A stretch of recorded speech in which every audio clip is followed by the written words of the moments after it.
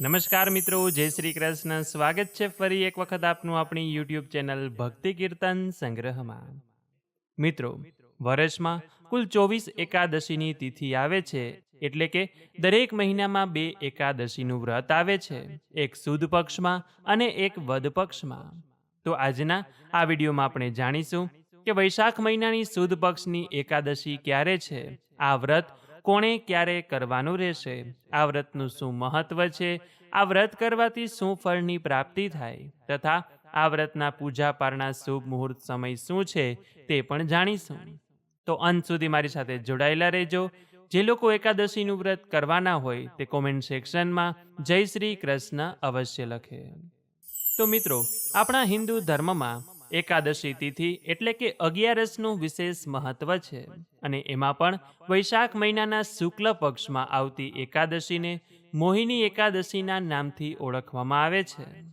ધાર્મિક માન્યતા અનુસાર આ દિવસે ભક્તિભાવથી ઉપવાસ કરવાથી, વ્રત કરવાથી તથા ભાવપૂર્વક ભગવાનનું પૂજન કરવાથી સુખ, સમૃદ્ધિ અને આજીવન બાદ મોક્ષની પ્રાપ્તિ થાય છે. પૌરાણિક કથા અનુસાર જ્યારે દેવતા અને દાનવો વચ્ચે સમુદ્ર મંથન થયું હતું, ત્યારે તેમાંથી અમૃત કળશ નીકળ્યો હતો, અને તેને મેળવવા માટે દેવતા અને દાનવ વચ્ચે સંઘર્ષ થયો.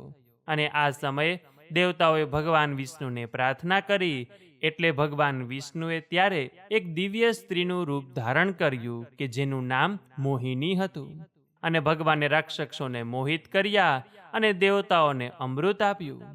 આમ દેવતાઓને અમૃત પીને અમર તત્વ પ્રાપ્ત થયું. અને ભગવાન વિષ્ણુએ જે દિવસે મોહિની સ્વરૂપ ધારણ કર્યું હતું તે દિવસ હતો વૈશાખ મહિનાની સુદ પક્ષની એકાદશીનો, અને એટલા માટે આ પવિત્ર તિથિને મોહિની એકાદશીના નામથી ઓળખવામાં આવે છે. કહેવાય છે કે આ વ્રત નાના વયના બાળકોથી લઈને મોટી વયના વૃદ્ધો પણ કરી શકે છે. દરેક વ્યક્તિ પોતાની શક્તિ પ્રમાણે વ્રત રાખી શકે છે. જરૂરી નથી કે નિર્જળા ઉપવાસ કરવો. જો નિર્જળા ઉપવાસ ન થાય એટલે પાણી પીધા વગર પણ ઉપવાસ ન થાય તો પાણી પીને ઉપવાસ કરી શકાય, ફળાહાર લઈને પણ ઉપવાસ કરી શકાય, માત્ર પ્રવાહી લઈને પણ ઉપવાસ કરી શકાય, કે પછી ફરાળ લઈને પણ વ્રત કરી શકાય છે. અને જે લોકો વ્રત નથી કરી શકતા તે લોકોએ આજે ભોજનમાં સાત્વિક આહાર લેવો, એટલે કે લસણ ડુંગળીનું સેવન કરવું નહીં, અને ખાસ કરીને રાંધેલો ભાત આજે ખાવો નહીં, એટલે કે ચોખાનું સેવન કરવું નહીં. અને જે કોઈ આ રીતે શ્રદ્ધાભાવપૂર્વક એકાદશીનું વ્રત કરે છે, કહેવાય છે કે ભગવાનના આશીર્વાદથી, એકાદશી વ્રતના પુણ્ય ફળથી તેના જીવનના દરેક દુઃખ અને કષ્ટ દૂર થઈ જાય છે, મનની અશુદ્ધિઓ દૂર થાય છે, પરિવારમાં સુખ શાંતિ વધે છે, અને મૃત્યુ પછી ભગવાનનું ધામ વૈકુંઠ મળી જાય છે. ધાર્મિક માન્યતા એવી પણ છે કે આ દિવસે ભક્તિભાવથી વ્રત કરવાથી 1000 ગાયોના દાન જેટલું પુણ્ય ફળ પણ મેળવી શકાય છે. એટલે આ રીતે વૈશાખ મહિનાની સુદ પક્ષની એકાદશીનું આપણા ધર્મમાં ખૂબ જ મહત્વ બતાવેલું છે. તો આવો હવે આપણે જાણીએ કે 2026માં આ પુણ્ય પવિત્ર એકાદશીનું વ્રત ક્યારે કરવાનું છે.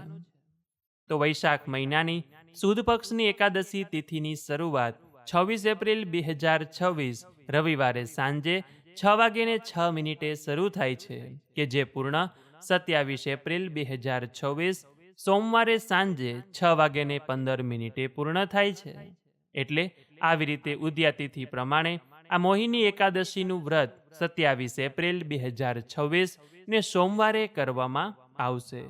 તથા જે કોઈ આ વ્રત કરે છે તેને એકાદશીના બીજા દિવસે વ્રતને પૂર્ણ કરવાનું હોય છે, ઉપવાસ તોડવાનો હોય છે, એટલે કે જેને આપણે પારણા કહીએ છીએ, તેનો પણ એક ચોક્કસ સમય હોય છે.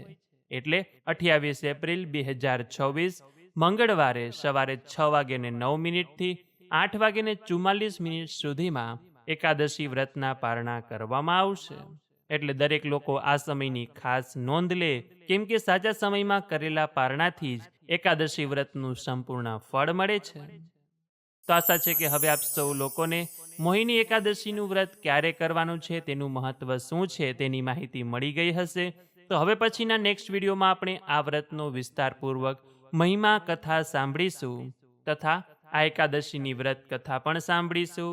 એટલે કે ટૂંકમાં કહીએ તો આ એકાદશી ઉપર આપણે તેનો સત્સંગ કરીશું. તો આપ સૌ લોકો પણ અમારી સાથે સત્સંગ કરજો. તો આ વિડીયો પસંદ આવ્યો હોય તો લાઈક કરી તમારા મિત્રોને મોકલી, અમારી ચેનલમાં નવા હોય તો સબસ્ક્રાઇબ કરવાનું ભૂલતા નહીં, કે જેથી આવનાર અવનવા વિડીયો આપ સૌને મળતા રહે. તો આ સાથે હવે મને રજા આપો, મળીશું ફરીથી એક નવા વિડીયોમાં. ત્યાં સુધી આપ સૌ લોકોને અમારી ચેનલના જય શ્રી કૃષ્ણ. ધન્યવાદ. મારી સાથે જોડાઈ રહેવા બદલ આપ સૌ લોકોનો ખૂબ ખૂબ આભાર.